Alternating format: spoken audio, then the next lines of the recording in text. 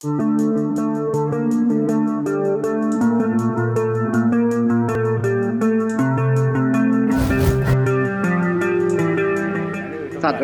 Polresta Banda Aceh mengamankan seorang pelaku pencurian yang diserahkan warga Gampung Ajun, Aceh Besar.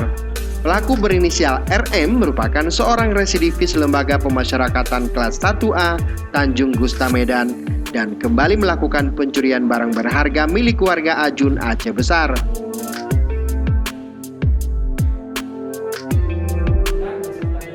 Kasat Reskrim Polresta Banda Aceh AKP Emrian Citrayuda mengatakan kejadian yang menimpa korban terjadi pada saat rumah dalam keadaan kosong.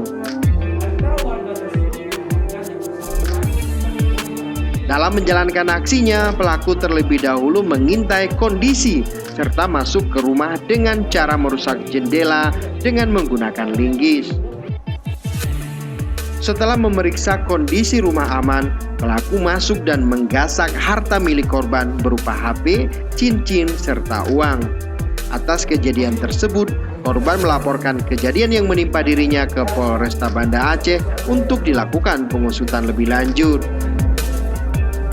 Hasil penyelidikan, pelaku mengakui telah memasuki 2 rumah warga lain beberapa waktu lalu di kawasan Gampung Keci Menara, Banda Aceh.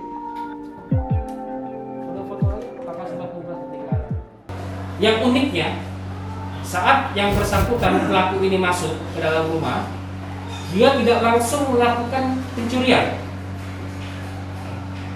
tetapi dia sempat makan dan minum di dalam rumah tersebut. Ya. Di meja makan tersedia ada makanan, dia makan dan minum dulu. Setelah itu, dia baru melakukan pencurian. Menurut pengakuannya baru 1 bulan di Banda Aceh dan sempat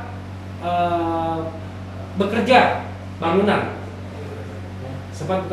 di Banda Aceh. Tapi setelah itu dia tidak bekerja lagi dan kemudian ya singkat cerita dia melakukan pencurian ini. Kini pelaku ditahan di sel tahanan Polresta Banda Aceh dan dijerat dengan pasal 363 KUHP dengan hukuman 5 tahun penjara.